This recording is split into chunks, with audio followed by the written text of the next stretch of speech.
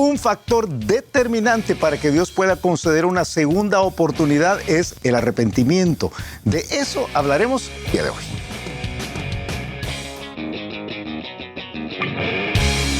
El reto de hoy. Acompáñanos en esta conversación dinámica para entender mejor cómo vivir nuestras vidas a la manera de Dios. Y toma el desafío para llevarlo a la práctica en tu vida diaria, aceptando el reto de hoy. Hola, ¿qué tal? ¿Cómo están? Somos Julio e Iván Contreras. Te mandamos un mega abrazo desde el reto de hoy, de este día. Miércoles. Media semana. Qué bueno estar acá. Sí. Mira, Iván, estamos hablando del Dios de las segundas oportunidades. Y yo he estado pensando qué tremendo en la Biblia, cuántas personas recibieron esta realidad, este impacto del carácter de Dios. Sí. Yo estaba haciendo una lista y la lista se me hizo demasiado larga. Yo dije, qué tremendo, ¿verdad? Ayer hablamos de Pedro. Sí. Y uno podría ir por una lista, pero demasiado larga. Moisés, David, que son como los clásicos, ¿verdad? Pero Juan Marcos, a ese me hubiera gustado que habláramos, porque ese es en el contexto de la iglesia. Juan Marcos, bueno, tú tienes a la mujer adúltera. Sí. La mujer adúltera, ¿verdad? Vete y no peques más. Sí. Qué lección en esas poquitas palabras. Sí. Tú tienes a Sansón, tú tienes a Ezequías, que se puede llorar y Dios le da 15 años. 15 años más. O sea, hablando que ni el Madrid recibe tantos minutos extras, ¿verdad? Sí. Tú tienes a Aarón que habla mal de su hermano. Aarón habla mal de su hermano, y que tenga mucho cuidado de lo que hablan mal del hermano, porque es verdad, pero le da una segunda oportunidad ahí. Tú tienes a, bueno, es larga la lista. Y hay una enseñanza también de que nosotros debemos hacerlo. Sí. Nosotros debemos dar la segunda oportunidad. Claro. Porque de verdad, cuando le dice, hey, tenés que perdonar a tu hermano, hasta 7 veces, Señor. Así muy espiritual. Tú dijiste que Pedro, acusaste a Pedro de arrogante y soberbio. Hasta 7 veces, hasta 70 veces 7. Sí. O sea, es una cosa que Dios es así con nosotros. Sí. Y nosotros debemos ser Es así. el Dios de las 490 oportunidades. 490. Sí, pues, 489 más. Pero yo creo que es parte del carácter de Dios, y entonces dice Efesios capítulo 5 que nosotros debemos de ser imitadores de Dios como hijos amados. Sí, entonces, por supuesto, es lo que deberíamos hacer. Pero al meternos a estudiar la Biblia, creo que a la par de que Dios es un Dios de las segundas oportunidades, uno encuentra que hay como algunos rasgos, voy a decir así, en todas estas historias que son comunes. Para decirlo matemáticamente, hay factor común. Hay un factor común, hay algunos factores comunes, algunos denominadores comunes. Hay un mínimo común múltiplo también, hay un máximo común divisor. Hay algunas realidades ahí que están presentes, que creo que uno que quisiera segundas oportunidades, yo creo que uno debería procurarlos también. Ahora voy a decir que hay que estar pendiente de que pasen uno, porque ¿qué fue lo que sucedió? ¿Qué hizo que Pedro tuviera la segunda oportunidad? ¿Qué elementos de la historia de Pedro se encuentran ahí? Que también se encuentran en la historia de Jonás, por ejemplo. Sí. Jonás tuvo una segunda oportunidad. O que también se encuentra en la historia de Sansón, que tuvo una segunda oportunidad. O que también se encuentra en la historia de Ezequías, que también tuvo una segunda oportunidad. O sea, que hay elementos comunes, hay patrones comunes, o hay un patrón, digamos, que se puede encontrar en ese, y yo creo que sí los hay. Entonces, a mí me gustaría pasar miércoles, jueves y viernes tratando de discernir algunos de estos patrones y ver si están en la vida de nosotros, porque yo creo que aquellos que queremos una segunda oportunidad, que esos algunos de los que nos están escuchando, que no sé, se sienten que ya indignos, desechados, ¿verdad? Desechados, ¿verdad? Es segunda categoría, no sé, lo que sea, ¿verdad? O están pensando, no, es que yo fui cristiano, yo anduve bien con el Señor, pero ya no, y entonces caí, una expresión que ya no se usa mucho, ¿verdad?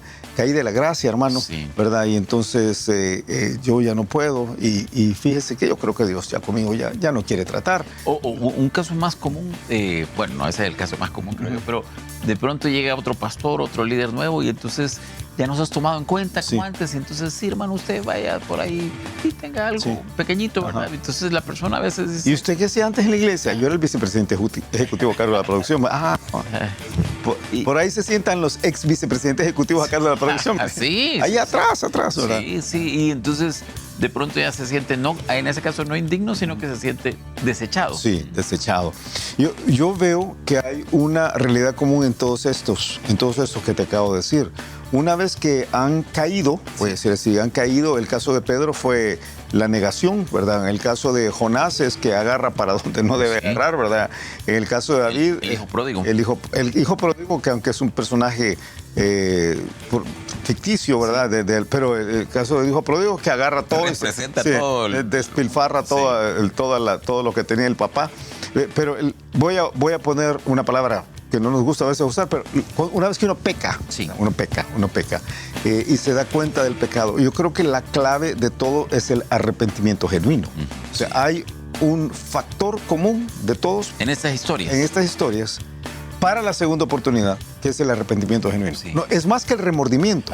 Eso te iba a decir, hablemos de las dos palabras griegas que se ocupan en la Biblia, pero que son traducidas como arrepentimiento, que no es lo mismo. Sí, hay una palabra, la palabra clave aquí es metanoia. Metanoia es la forma de ver el pecado, es el cambio de mente, quiere decir literalmente, es la forma de ver el pecado de la manera como Dios lo ve. Sí. O sea, es no excusarme porque yo lo hice, es ver el pecado con los ojos de Dios. O sea, es decir, esto es horrible, esto es terrible. Yo me equivoqué, yo nunca tenía razón, no tenía por qué hacerlo. Esto estaba malo, yo no sé en qué estaba pensando, ¿verdad? Y lo hice a propósito. No es decir, yo no sé en qué estaba pensando, Sofía, que estaba locura temporal, entonces yo no soy culpable de esto. No, yo soy totalmente responsable de haber hecho algo que no debí de haber hecho. Es más que el simple dolor por el pecado. El dolor es la otra palabra. Sí, dolor, y dolor debe de haber. Sí. Pero si solo hay dolor, eso no es suficiente. En un caso, una palabra describe solo dolor. O sea, yo estoy haciendo algo malo, pero sigo adelante. El otro es dolor y cambio. Sí, a mí me gusta 2 Corintios 7 para describirlo. Dice, porque la tristeza que es según Dios produce arrepentimiento para salvación, de que no hay que arrepentirse. Sí. Pero la tristeza del mundo produce muerte. Sí. O sea, hay una tristeza. Los dos tienen tristeza. Sí. Hay una tristeza que es... Qué terrible. De esa tristeza nunca me arrepiento de haber estado triste. Ajá. Pero de la otra tristeza, pronto se me quita la tristeza de haber estado triste, porque realmente solo fue, ay, qué barbaridad lo que dice. Un remordimiento. Sí, un remordimiento, ¿verdad? Hay una distinción entre el remordimiento superficial y el arrepentimiento genuino. Sí. Salmo 51, David pasa por ahí y dice, los sacrificios de Dios son el espíritu quebrantado. Al corazón contrito y humillado no despreciarás tú, oh Dios. Hace la explicación porque yo ahora he entendido que mucha gente no entiende. Contrito está lleno de tristeza. Sí. Algún dice contrito es así como, sí, pero está lleno de tristeza, estás saturado de tristeza. Sí. Y entonces a raíz de eso está humillado, se ha bajado, si puedo decir así. Sí. Entonces es terrible. Sí. Y humillado es complementario. Hay tristeza y sentido de poquedad, si lo puede decir así. Qué tremendo, qué tremendo. Sí, es algo que no debe pasar. Sí. Mira, la historia del hijo pródigo es quizás la donde más se habla. Porque el hijo pródigo lo dice, ¿verdad? Sí. ¿Cuántos están en la casa de padre? Y yo estoy aquí todo desgraciadito. Sí. Porque yo me vine a meter este lío. Sí, qué tremendo, qué tremendo. Sí, es algo que no debe ser. Sí. No debe ser. Entonces es tremendo, es tremendo. Ajá. Y yo quiero que debe ser una de esos juegos, circunstancias en los cuales uno tiene que abrir los ojos y decir, yo de verdad estoy ante una situación en la cual tengo que arrepentirme de verdad. Entonces hablemos con algunos que nos están viendo, algunos que nos están escuchando y dicen, sí, porque tú dijiste la palabra bien, yo he pecado, yo me aparté, yo hice algo que no estaba correcto. Yo voy a decir algunas cosas un poco groseras. Yo dejé a mi esposa, yo fui infiel a mi esposa y nuestro matrimonio terminó. Yo robé, yo desafié a mis autoridades. Sí. A veces algunas cosas son como más veladas. Yo murmuré de una forma abierta y directa. Yo tengo un pecado que he arrastrado por años. Sí. Yo tengo un vicio escondido. Yo tengo una relación prohibida que he guardado en lo secreto por años. Tengo tengo una cuenta secreta donde le he robado a mi esposo o a mi esposa y tengo ahí dinero guardado por mucho tiempo. Eso ya sonó demasiado. Sí, no, pero algunos de nosotros no nos podrían robar porque no hay mucho que robar, pero algunos que dicen sí, ¿verdad? Sí. O tengo yo no sé, ¿verdad? Sí. Okay. Porque tú estás diciendo, a veces algo pequeño, pero otras cosas son como tremendas, sí. Entonces, esta persona que está en esa condición o estuvo en esa condición, porque hay gente que dice, fíjate que eso sucedió hace 10 años, pero se sienten descartados de la gracia de Dios porque pecaron, deben hacer algo. Deben... Este arrepentimiento. Sí, ¿sabes qué deben hacer? pero ¿cómo se hace ese arrepentimiento? ¿Cómo se hace ese arrepentimiento? Porque ¿dónde está el switch para eso? O sea, porque uno dice, ok, yo me quiero arrepentir. ¿Es el dolor primero? Yo creo que primero es la percepción del pecado. Sí.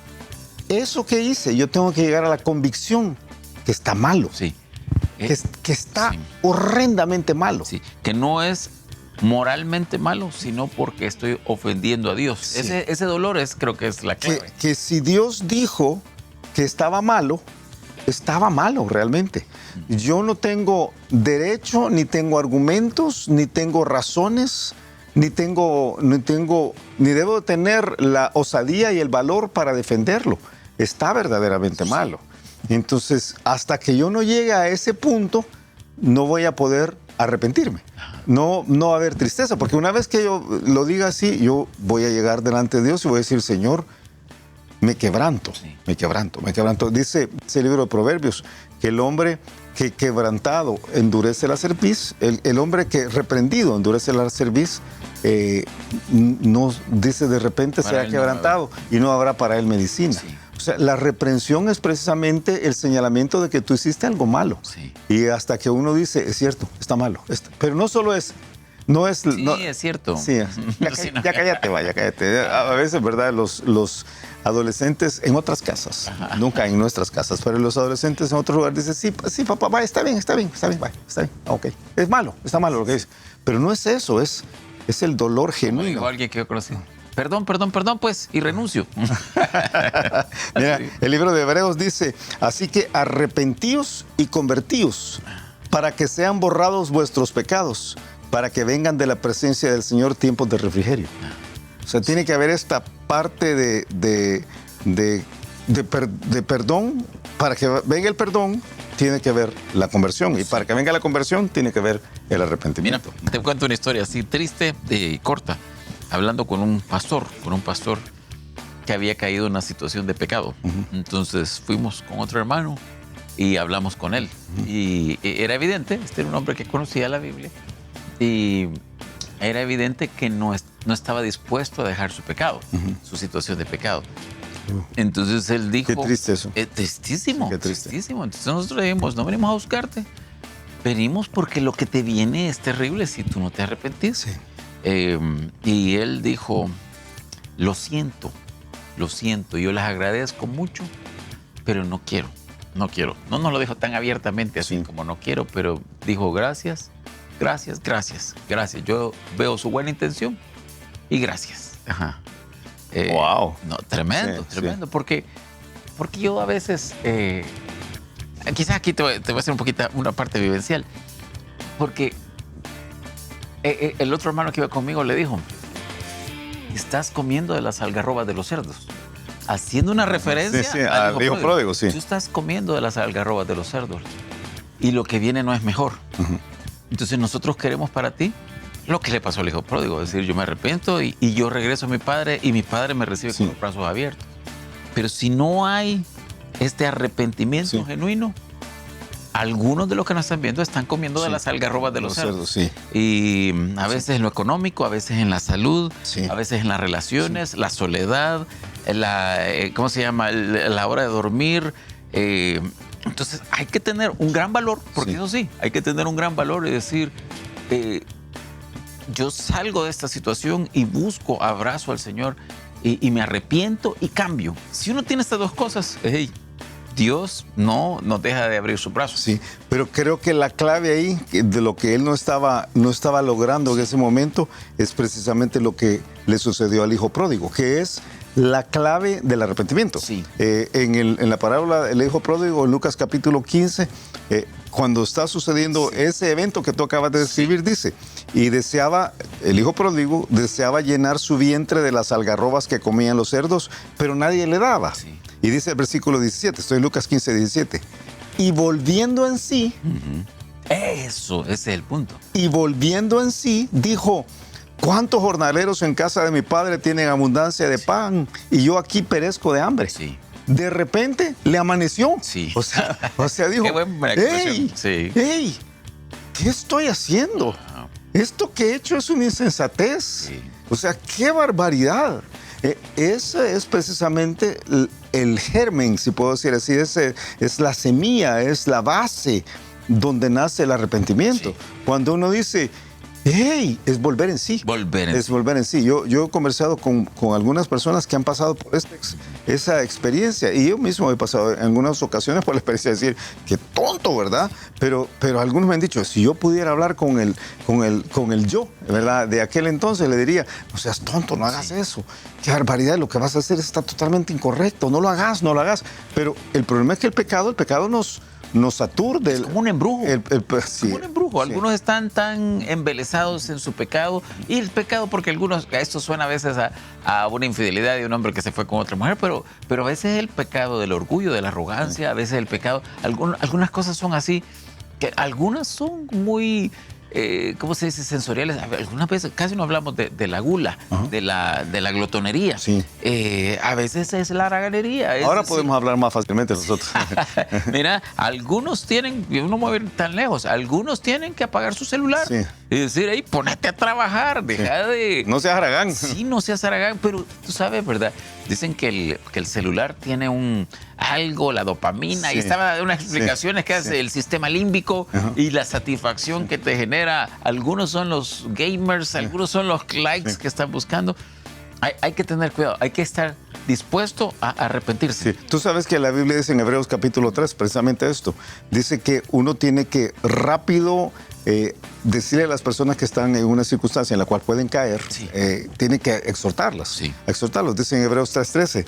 Antes exhortaos los unos a los otros cada día, entre tanto que se dice hoy, para que ninguno de vosotros se endurezca por el engaño del pecado. Sí. El pecado engaña. Sí. Y entonces algunos están engañados y la única forma de arrepentirse es darse cuenta que estaban engañados y decir, me engañaron. No sé si algunos te han estafado, pero es decir, Sí. me engañaron. Eso da origen a decir, yo estoy equivocado, estaba equivocado, Dios tenía razón, Sí. esto que hice está malo. Ahí comienza el proceso del arrepentimiento. Sí. Ahí es donde uno dice, no quiero regresar a esto. Yo me equivoqué, yo ofendí a Dios, Sí. dañé a alguien más Sí. con mi pecado, me dañé a mí mismo. Sí. Yo no quiero regresar por ahí. Cuando eso sucede, comienza realmente un cambio interior que va a transformar mi conducta. Esto es un detonante para la segunda oportunidad. No hay segundas oportunidades Sin verdad. si no hay verdadero arrepentimiento. Todo el mundo quiere una segunda oportunidad. A veces los esposos, ahora voy a hablar en las relaciones interpersonales, queremos una segunda oportunidad sin arrepentirnos. Los hijos quieren una segunda oportunidad, pero quieren continuar con su conducta anterior. Los empleados Sí. quieren una segunda oportunidad, pero quieren seguir llegando tarde. Sí. O no quieren cumplir sus metas de ventas, lo que sea. Los jefes. Los jefes A veces, ajá, ajá, quieren una segunda oportunidad. Y quieren seguir tratando mal o, Sí. o abusando? Los estudiantes quieren una segunda oportunidad, pero no quieren estudiar. O sea, eso no funciona. La segunda oportunidad demanda un arrepentimiento genuino, o si no, no funciona. Tiempo. Escuchamos el reto de hoy. El reto de hoy es entender que para que podamos tener una segunda oportunidad es necesario experimentar un cambio interno que se manifiesta en la transformación de la conducta. Y ese cambio requiere el arrepentimiento genuino. Esto implica un discernimiento profundo de las consecuencias del error y un genuino deseo de rectificación. Cuando esto no se da, Dios no puede darnos una segunda oportunidad. Uno puede verlo en todos los casos de la Biblia. Uno puede verlo en Pedro, como lo vimos ayer, pero uno puede verlo en David, puede verlo en Moisés, puede verlo en todos los casos. Y puede verse en nosotros mismos. Si nosotros realmente llegamos al punto de decir, yo estaba equivocado cuando hice lo que hice, o yo he estado equivocado todos estos años cuando he estado haciendo lo que he estado haciendo y ya no quiero seguir en esto. Señor, dame una segunda oportunidad, y Él lo hace. Tremendo, tremendo. Y a ti que nos ves, a ti que nos escuchas, te animamos a que te evalúes, que mires tu vida, que algunos tienen que decir, yo tengo que volver en mí, para decir, yo he fallado, y salir de este embrujo, de este aturdimiento que el pecado nos lleva, y tomar la decisión de decir, Señor, no más, perdón, yo te he ofendido y estoy dispuesto a cambiar. Así que si tú estás pasando por una circunstancia en la cual te sientes desechado y piensas que no hay una salida, la respuesta es sí. Dios tiene una salida para ti siempre. Pero hay que echar un vistazo. ¿Por dónde fue que caíste? Hay que arrepentirte y hay que pedirle a Dios entonces una segunda oportunidad. Pero es esencial el arrepentimiento. Que pases un excelente día y nos escuchamos mañana a la misma hora. Gracias por habernos acompañado y ahora te animamos a que aceptes el reto de hoy en tu vida. Nos encontraremos de nuevo en el reto de hoy.